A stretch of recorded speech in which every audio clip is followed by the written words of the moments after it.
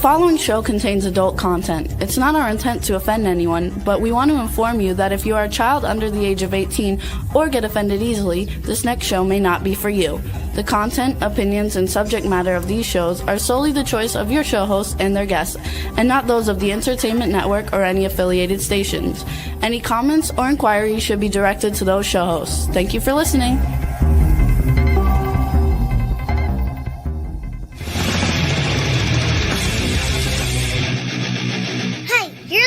To the Adventures of Pipeman on W4CY Radio.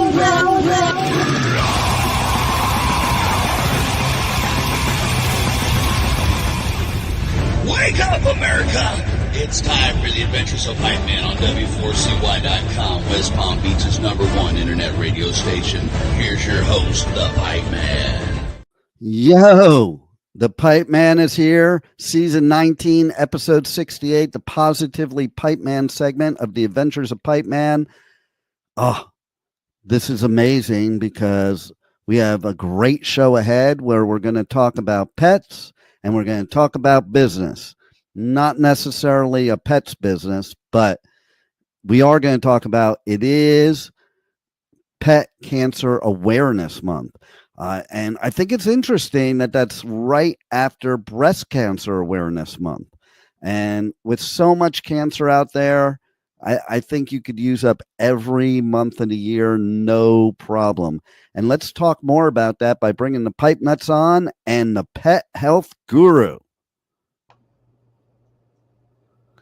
Hello, Pipe Nuts. Okay, Swamp Nut. Yes. I guess you got the memo. What memo? To wear a yellow shirt. I didn't send the memo, but you got it. Hey, Juan, let's change the overlay to the QR code like we did last time, or some, yeah. And so, Juan, you did not read the memo.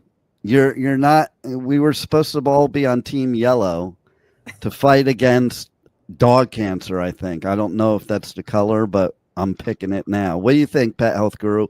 Is there a color for dog cancer like there is for every other cancer? It should be black. There shouldn't be any color on cancer. It shouldn't be. Right? Right? Shouldn't be any. Exactly. To be honest with you. Yes. I mean, listen, when you make all these pretty colors, it kind of like dilutes the whole message of cancer's not good. Exactly. I mean, when we look at cancer awareness, we're all aware of it. We just want a cure for it. We want to prevent it. How come we don't have that specific message being thrown out there? I know, right? I mean, we are in a society of treating things instead of preventing them. And when I say treating, I mean treating symptoms, not the actual problem. Yeah, it's exactly it. I mean, first off, we hear it all the time that cancer is genetic, and it's not. There's less than 5% of it is ever genetic. 95% of it is environmental. And where's that coming from? We had that nice cold snap last week down here in South Florida. With manipulated, man-made, geo-engineered cold spell, and everybody is sick now. And it was only one day. Yeah, and there is no in the awareness platform any awareness that we are poisoning the bodies of every living creature and every living plant on the face of the earth. So here's a question then. Okay, so on, for wild dogs that are literally wild, not domesticated dogs, wild dogs out in the actual wild. Right. Do you have statistics on them getting cancer opposed to domesticated dogs going to veterinarians getting cancer? It's been a phenomenon, and I can use, because up north there's a problem that's developed over the last 2-3 years with even deer. Never had a problem with that. In the wild, nothing. However, all this wildlife is now being subject to all these chemtrails, the spraying for, Zika, mosquitoes, all that other stuff, the geoengineering, the weather modification things. And of course, now their food animals, like from a wolf, are eating deer and rodents that are eating GMO crops because that's all they have available now. Yeah, And that's then a problem. they add in the pesticides, the glyphosate, the Roundup, that sort of thing that they're spraying. And even I wasn't aware of how extensive the spraying is in our woodlands. They're spraying using Roundup, glyphosate, to get rid of brush and small shrubberies and that sort of thing that are growing over the more open lands for forestry control. And that was half the problem in California because they killed off a lot of the brush but didn't clean it out. And that was just tinder for what happened out there, and they were aware of it. So not only were you getting all the smoke and all the devastation from the fires, but it polluted the air for us and our pets, and all these chemicals accumulate in the body. That's what it basically boils down to. You know what? That explains why Tinder is such a terrible dating app. Yes. It's been sprayed. It's been sprayed and it hasn't been cleared up. We're just leaving the crap there, and that's our dating pool. That's I right. have a question though for you. When the pipe man said, how do we know what the animals in the wild have? Like, it's not like they put out a bulletin tack it to a tree and say, hey, if you're living in the wild, can you please come in so we can test you? Well, How do we even know these things? They do a lot of tracking and testing, capturing, killing. They do a lot of that sort of stuff to try to get a baseline. And I mean, we started actually monitoring wolves back in the 1960s. Yeah, that's wolves and stuff like that. What about just what we consider domesticated animals, like dogs that people have that were either born in the wild, people dumped out there, or this, that, and the other? How do we get the baseline for domesticated animals that live outside of homes? Outside of homes, that's difficult. That's gonna fall in a range in between, because a lot of these dogs that have been dumped, the reason they're being dumped is because the owners can no longer afford the vet bills that are just out of sight right now. I saw in the last decade the veterinary expenses are up 60% in 10 years. Wow. Which is, I picked the wrong business to be in. Yeah. Well, the thing is it's not, the veterinarians aren't making it. It's the corporations that are. Well, that's why I said business, because that's true of human health too. Doctors don't make any of the decisions; they're just the hired help. Yeah, and on the on the veterinary side, Wall Street has been going after gobbling everything up. And investment firms, stuff like that. And of course, the largest employer of veterinarians in the world today is Mars Candy.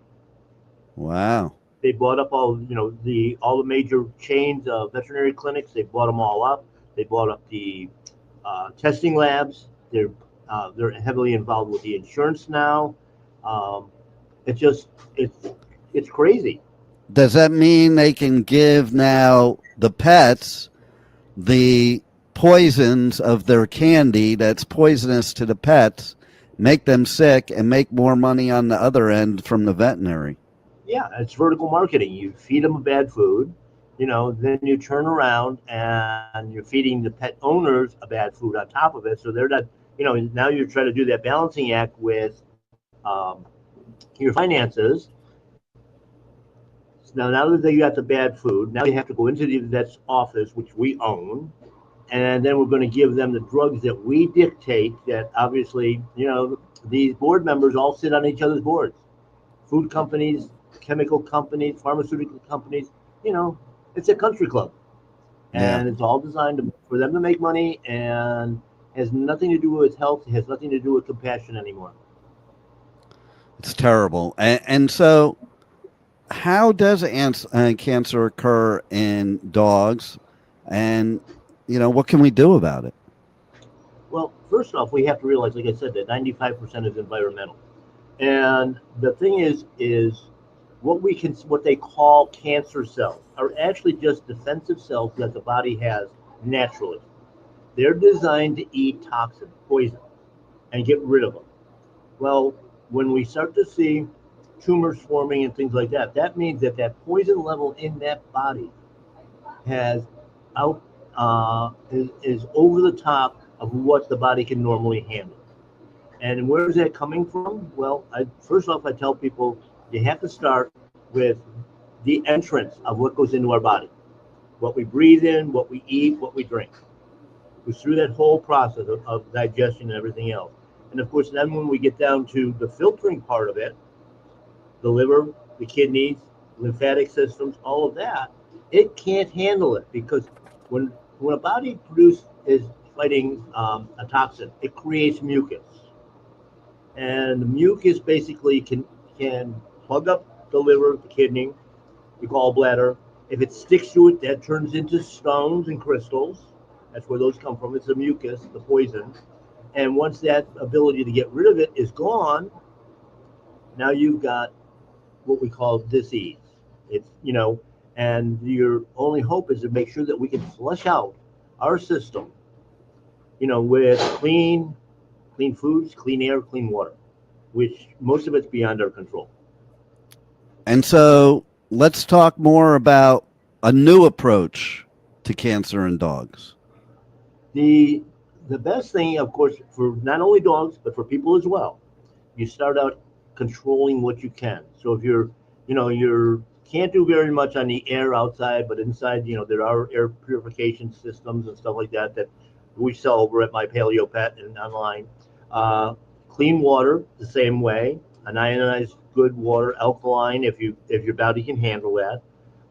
The issue with alkaline water, because cancer can't live in an alkaline environment, is you don't want to eat or drink alkaline water an hour before or an hour after you eat, because it changes the stomach acid. So if it changes it, it's not fully digested when it gets into the digestive tract. And of course, the food should be clean, grass finished, pasture raised wherever possible. Stay away from the ultra processed stuff. Anything that will turn into sugar, which is all fat, turns into sugar, and sugar feeds cancer. The approach that we take, of course, is starting out with a clean food. And then there's a number of herbs and botanicals that will aid in the cleaning out of that body and have anti-tumor, antibacterial, antifungal components in them that will help start cleaning it out of the system. Every time, though, that you take a drug for this, you're putting more poison in. That medical system is totally, totally backwards. We were lied to from day one, right from the late 1800s, when Rockefeller started coming out with patented medicines.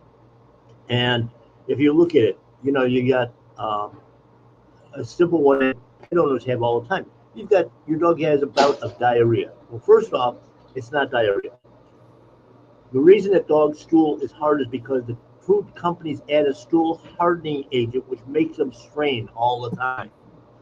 They sold that to us for easy pickup. And then the dog food companies actually lobbied through the AVMA to have local ordinances about picking up after your dog. Prior to that, it was just into the ground and with no problem. So now we're holding in the bad food, the bad toxins that are already there. And then, of course, if you have that bout of diarrhea, loose stools, whatever, you're running to the vet's office and they want to plug him up. They're keeping the toxin inside the body. Well, you're just pushing those poisons deeper and deeper and deeper. And now we've got pancreatic cancer, we've got lung cancer, we've got kidney cancer, spleen. All the organs now are trying to deal with it, and they can't. Even skin cancer is not caused by the sun. That's the poisons coming out through your skin. And what do? We slap on sunscreen, which gives you cancer. I have a question about that. You said the stool hardener. Do they do that to our food as well?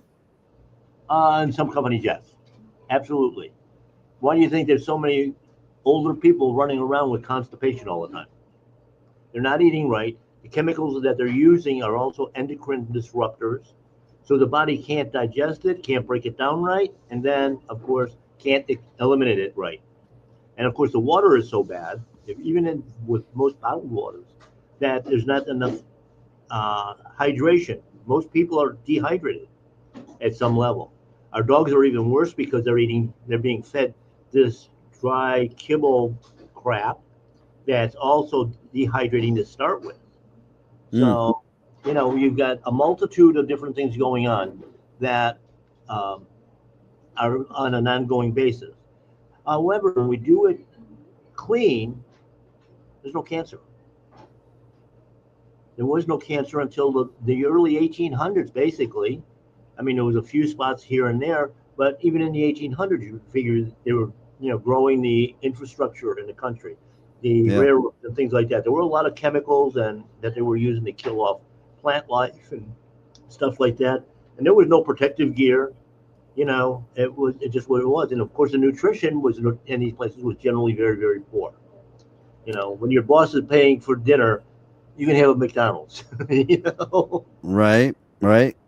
And so, Studio Nut, how are your guppies affected by this? I think it's mostly the water problem, right? Because what kind of water can you give them? Because you have to do the water changes, right? But what's the best kind of water to give them without chemicals? Because they sell the chemicals that you add to the tap water to make it quote unquote safe for the fish, Right. but you're still depending on those chemicals. The aquatic business is very difficult today. Your best choice, of course, is if you can find good, clean spring water, because the water quality is affected in several ways. One, of course, is the excretion from the fish themselves. Second thing is fish food is ultra processed, so you're feeding them basically McDonald's or the equivalent of kibble. It's funny you should say that, because when I'm out there paddle boarding and seeing all these fish, I don't see them eating any flakes of anything. No. I don't see flakes in the water. And the funny thing is, when you buy the food for these fish, it literally says on the bottle that that it makes the colors pop more. So whatever color the fish is, it makes the colors brighter. So how do they achieve that? Yeah, chemicals. They got colors. They got foods they use to enhance the color. And those, by the way, those same dyes are what they're using on feeding chickens, so that your egg yolks look orange now instead of the pale yellow because of the Clorox that they run the eggs through to sterilize them. So they take the color out and then they have to add the color back in. Exactly. Yeah, it's kind of like to begin with. It's kind of like when you buy bottled water and it says they added like minerals, which is like, well, water is supposed to come with minerals, but in the process of purifying it, those minerals pretty much die off, and then they add more minerals on top of that. Yeah. You know what I love is when you go to Whole Foods, and if you go to the gluten-free section, there's a big sign that says may contain gluten. Yeah. Well, because when they say gluten, according to the law, and on the Pet Health Cafe, we did a whole thing on labeling laws. But when they say that, the government has basically designated 10 different grains as the gluten grains. And that's, so if they say gluten-free, as long as it doesn't contain those, you're fine. But even things like sweet potatoes and potatoes, rice, all that stuff have gluten. It's starch. That's what it is. When all you guys are too young to remember that, but when I was in grammar school, making paste was flour and water. That's glue. So when you eat that white bread, you got glue going into the body that sticks to your gut. And on our dogs, sometimes when we switch a diet to like a raw food diet or a cooked diet, all of a sudden they have bloody diarrhea because the body has to peel that glue off the gut. And of course, it's going to cause abrasions and things like that, which causes his blood. Nowadays, kids actually do that on their iPad. They don't do real life stuff anymore. No. It's all on the iPad. Yep. And we know how that can be manipulated. No doubt. Like, I mean, just look at how many places that we've been shadow banned and taken down over the years. For telling the truth. Honesty must not be the best policy. I'm guessing for them. Yes. We have to shield them. They can't handle it. All I keep thinking about is the movie, and they can't handle the truth. Yeah, that came into my mind too. That was what, Top Gun, or no? Yes. Yeah. No. A good. Oh, it's same actor. A Few Good Men. Okay. A Few Good Men is where that's in. Yeah. Yeah. And that was Jack Nicholson telling Tom Cruise. Tom Cruise, yeah. They can't handle the truth, and that's kind of ironic considering he is a one of those cult people. It's funny. Okay, you're gonna laugh at this. Okay, I'm going through. We moved into new studios, so I'm going through all my books and organizing everything, and I found a book that I did buy way back when, but I wasn't part of the cult because it wasn't really a cult yet. It was just a good self-help book. And I have the book Dianetics by L. Ron Hubbard. Yeah. I knew how to say it. So now it's like I didn't put it on the bookshelf though. I'm like, well, I'm gonna keep this one in the drawer. I don't want anybody thinking I'm one of them. Exactly. So that it's so sad that animals have to suffer along with humans because animals don't even have a choice. Humans can be stupid and decide to eat the wrong stuff. Animals can't. Okay. And we buy into so much of this stuff, the convenience of kibble foods and even some of the canned foods. And it's funny, I was listening to an interview with a board certified veterinary nutritionist that worked for one of the big companies, and she's saying with all this so-called science behind what the ingredients are and the nutrition behind it and all that, she says we actually don't know very much about anything. Just like our doctors during COVID. The smarter we get, the dumber we get. And to think like animals across the world, their ears spark up when they hear that commercial. Kibbles and bits.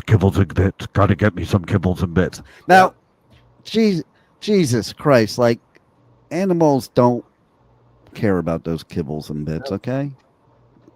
Like but you know what? God forbid we shouldn't make money off of the bad health of humans and animals. Next, we're going to do it to everything on Earth. I think that's why we're exploring in space, so we could do it there too. Yeah. To the aliens that brought us here? Yes, exactly. I heard something, I don't know whether it was talking about Elon Musk and a few others, that basically, government is weaponized, of course, the Justice Department and the IRS and all this, and that they're actually weaponized the drug companies as well. And it's all, population control, just don't kill you off, but keep you sick enough that we can keep taking all your money every month, in drugs and therapies and that don't work. The only thing that can heal any disease is the body itself. So our approach when we do cancers is let the body get rid of the bad stuff that's creating those abnormal cells, clean them out, detox, and then feed them things that are going to let the body actually work its magic. Yeah, because cancer can't survive in an alkaline environment, only in an acidic environment. So, right.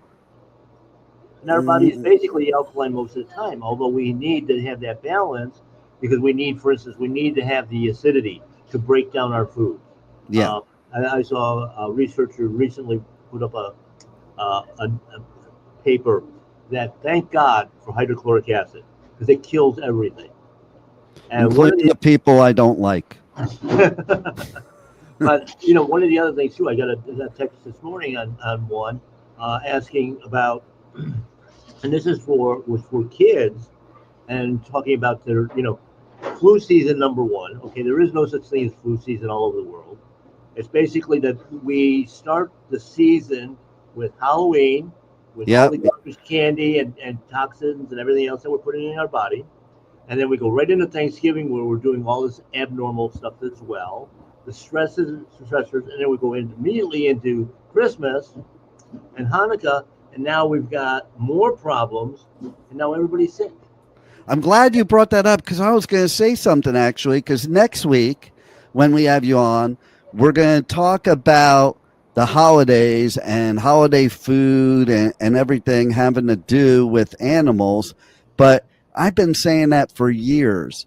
The flu season is not because of cold weather. By the way, I'll tell you why it's not because of cold weather. For the same reason that people go to prison and they put it on freezing in there, because germs don't spread in cold weather. They spread in hot weather, okay? Bacteria, all that stuff survives. Otherwise, you wouldn't use a refrigerator or a freezer. By the way, people, just a little common sense.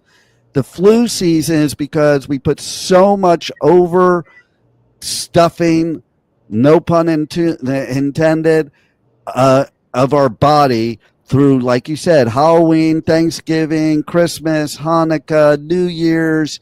It's just a few months of just constant poison being put into our bodies. I mean, I was in the grocery store the other day and I saw popcorn that is stuffing flavored popcorn. Like, we are getting so ridiculous with food.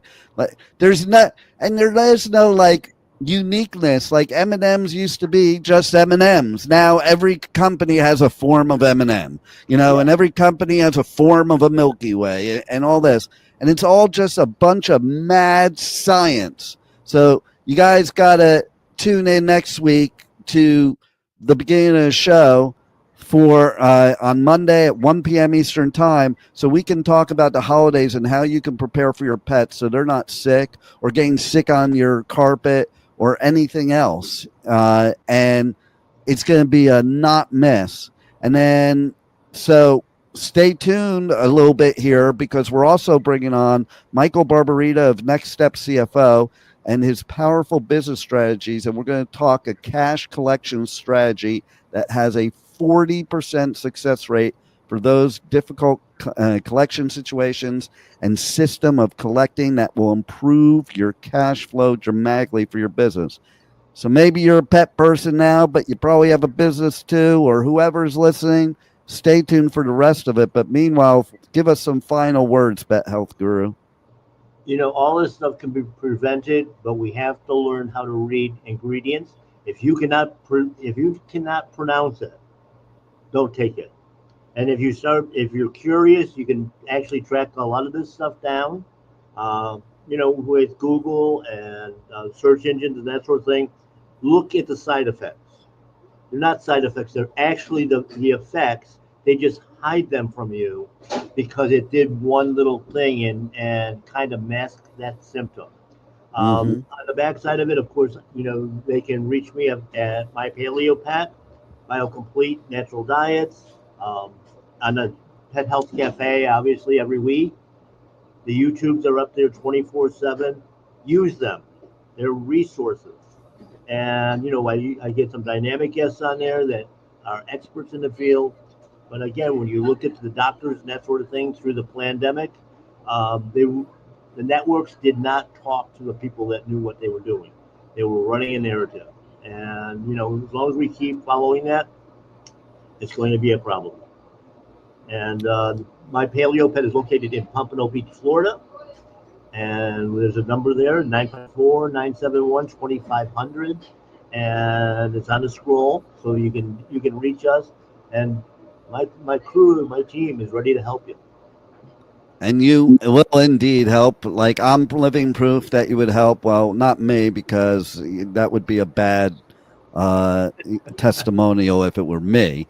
But April for sure. And then Rebel, again, not about Rebel, be a bad testimonial, but her pets What has the pet health guru done for you, Rebel? He has done wonders. He has enlightened me about things that I needed to know, the things that you don't even think you need to know. There's so much to learn from the pet health guru. And then Studio Nut, how have your guppies been since knowing the pet health guru? They've been thriving. I mean, I'm gonna have to come up with some type of population control soon. Those things Good. breed like crazy. All you got to do is That's a sign that contact they are your healthy. local government, and you'll be able to find out everything you need to know. I had a customer call me yesterday, and she was complaining. She got a bunch of dogs, and all the females are in heat, but these dogs are all like 10, 12 years old. And I said, she said, this is driving me crazy. I said, be thankful. They're healthy enough to do that. In our human population, fertility is down how much? 70%, 60%? And it's all because of chemicals. And just another note on the Pet Health Cafe, we don't limit it to just pets. We talk a lot about just overall health, diet, clean foods, all of that sort of stuff for the pet parents as well. Because if you're a pet parent and you're sick and can't handle things, and in fact, that was our show last week, we were talking about the emotional part, how we spread our energy to those animals. And they totally. spread it back to us. They tell us what's going on, but we don't listen. Well, not only that, but think about it. Okay, if you're not eating right, you're no good to your animal if you're not healthy. But also, if you're feeding them table scraps, you're giving them the same poison you're taking in. So if you eat healthy, your table scraps will be healthy too. Exactly. Thanks again, Pet Health Guru. Always love having you on here after 18 years. You are a wealth of information, way more than Rebel. And next week, you have to wear the yellow shirt, and we'll all not wear the yellow shirt. No, I'm just kidding. But anyway, so for those of you who like to go to festivals, we are giving free ticket giveaways to the 2026 festival season is already starting. It's not even 2026 yet, but we're doing giveaways to Sonic Temple, which is one of the biggest rock festivals in the whole United States, maybe even the whole world. Juan, let's find out a little more about that. The Sonic Temple Art and Music Festival returns May 14th through 17th with My Chemical Romance, Tool, Bring Me the Horizon, and Shinedown. Plus, Pierce the Veil, Good Charlotte, The Offspring, Sublime, Godsmack, Breaking Benjamin, Marilyn Manson, and so many more. Sonic Temple in Columbus, Ohio, May 14th to 17th. Passes on sale now for as low as $1 down at SonicTempleFestival.com. Sonic Temple. Check me out on Pipeman Radio. DM me if you want to be entered to win tickets to 2026 version of Sonic Temple. It is badass with a badass lineup. And again, everybody make sure next week we're going to have more about the Pet Health Guru. So make sure you stay tuned today and then tune in next week on Monday, 1 p.m. to Positively Pipeman segment of the Adventures of Pipeman right here on W4CY Radio. Now, let's go to Chapter 2 with Michael Barbarita from Next Step CFO. Thank you, guys. Hey, you're listening to Adventure of Pipeman on W4CY Radio.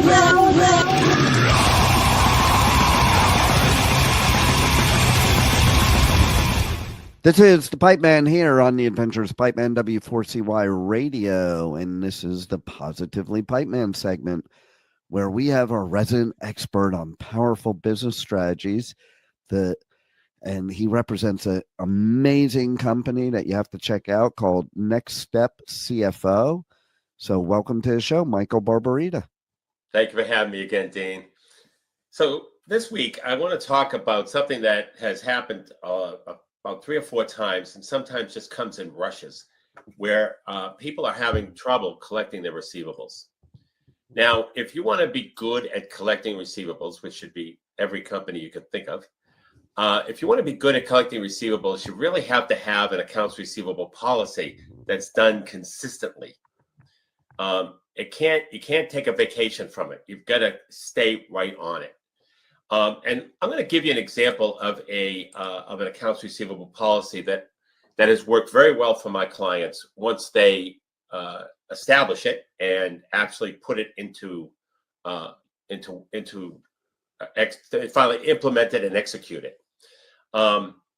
So first of all, somebody, and it might be the business owner, I prefer it not to be, more like a bookkeeper, they need to review accounts receivable once a week to determine if there are any past due accounts. Now, if you have terms and people are paying within terms, I'm not talking about that. I'm talking about those past due on the accounts receivable report that start to fade to the right on the accounts receivable report, meaning they're over 30 days or anywhere between 1 and 30 days past due, over 30 days, over 90 days.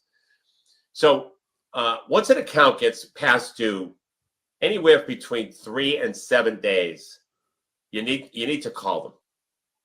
So you need to make a policy to call those customers and see what if there's a problem, or just make a courtesy call and reminding them that their account is past due.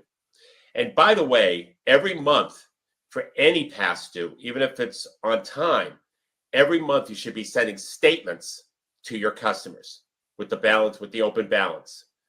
So that should be happening in the background. And so the clients get a call, you leave a message if they're not there. You don't get a return call 3 days later. You make a second call. And then if they don't pay after the second call, or they don't return your call, what I recommend clients do is what's called a 10-day demand letter. And what I'm going to do is I know for the people who are on the road listening, I'm going to give it a shot here and share my screen and show people a specific, and I'm going to walk you through this 10-day demand letter. So what it is, if you went to a collection agency right away, this is the first thing they would do. So what I'm doing is I'm circumventing going to a collection agency and having you prepare it. It's called a 10-day demand letter. And what it is, it's a letter that has your company letterhead, the date, and then 10-day demand in big, bold, higher level font letters. And then attention to whoever is the customer.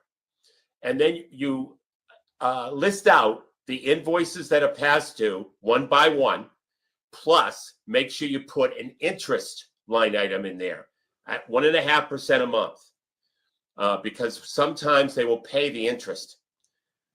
Then you put down the total due and you write, this will be turned over to collection attorneys if payment is not received by 10 days after the date of the letter. And you could put actually the date on there. And if you accept credit cards, you put that you accept credit cards, and then you write thank you and address it with your typical whatever you are. Maybe you're the president of the company, or maybe the CFO, or whoever is doing it, the bookkeeper. It doesn't matter who's ever doing it. And you must send this letter out, return receipt requested, because that gets their attention. Now, people are going to say, oh, I don't want to give that to a good customer. The point is they're not a good customer if they don't pay. And if you let it go once, they're going to do it all the time. I've experienced that myself. Like anybody that's ever owed me money, whenever you're nice to them, they don't pay you. That's right. And so all I'm saying is that they owe the money. Let's tell them that they need to collect it. Otherwise, they're going to go to a collection agency. Now, after 10 days, if you make one last courtesy call, and then if they don't respond to that call, then you take it to the collection attorney. And the reason is it's very simple. And I've done it. I do it all the time. And I have I have threatened to repossess vehicles of companies. I've actually repossessed a vehicle, although they paid as soon as the sheriff comes to take the vehicle. That's it. The ball game's over. We're getting a check. See, the problem is that companies that are experiencing accounts receivable problem isn't because the customer doesn't have the money. They're just deciding to pay somebody else. That's all it is. Yeah. So all this does, especially you have to send it certified. It reminds them to send the letter. Now, 40% of the time, in my history and in my experience, 40% of the time they'll pay off of that letter. 20% of the time they'll pay it with the interest. You can force the interest if you want. You don't have to. And make sure all your invoices say that 1.5% interest is due on a late payment. That's very important to put that in there. But even if you didn't, still put the interest in there on the demand letter. So so 40% of the time you're getting paid faster, and you're getting paid sometimes a little more because of the interest. But and then if they don't pay, then they're probably going to be deadbeats if they don't pay. Yeah. And that's when you put the collection agency on them. And you make sure you have a collection agent who is also will go to small claims court for you and all that. They take a third, and that's why I do the demand letter, because it circumvents that. But it works extremely well. And it gets 2/3 is better than nothing, because that's what you'll end up with is nothing. Right. You know? Right. So, and that's another thing I think that's important to focus on, because when people are like, well, I'm not going to use a collection agency because then I won't get all the money. Well, you're not going to get any of the money otherwise. And they think these people are going to pay them.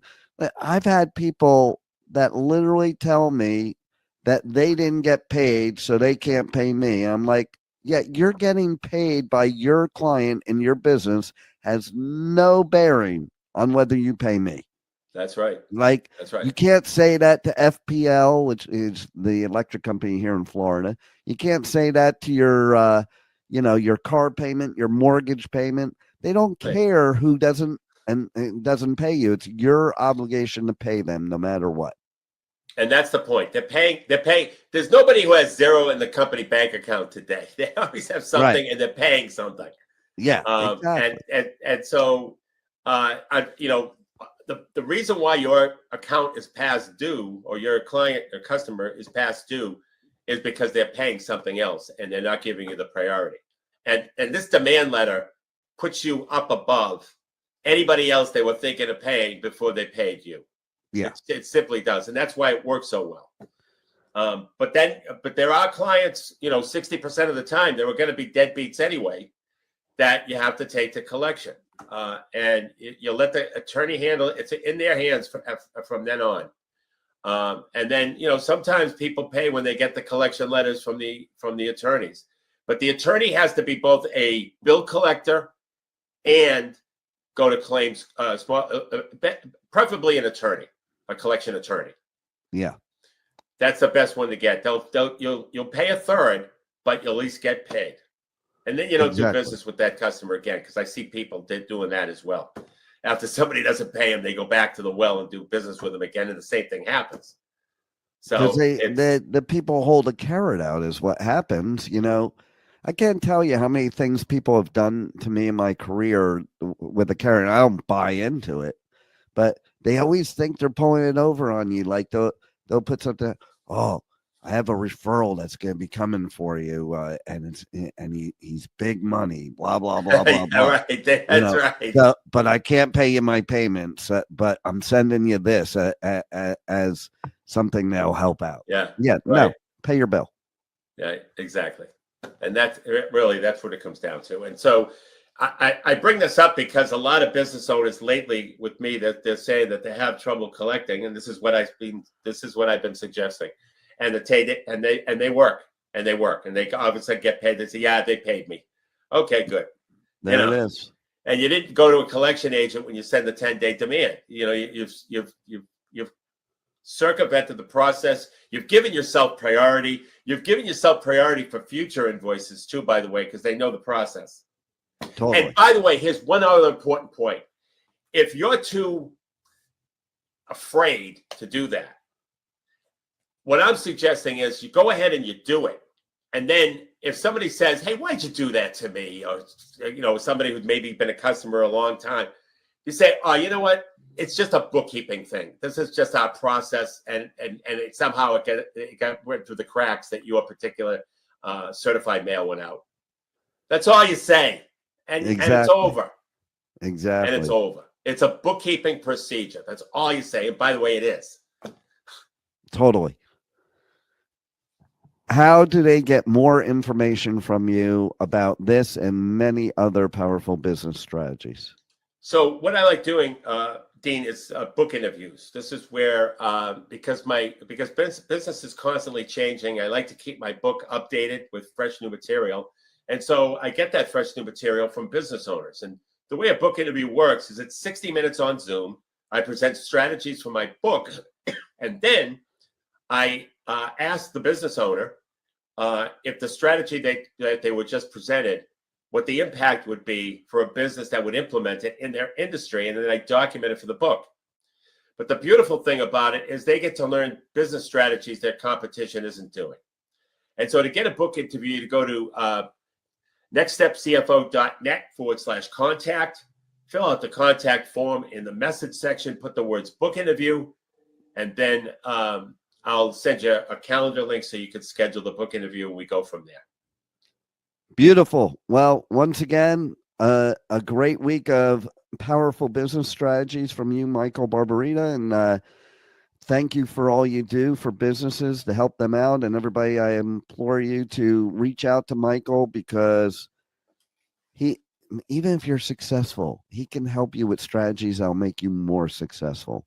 And tune in next week, because we will have some more powerful business strategies with Michael Barbarita. Thank you. Thank you, Dave.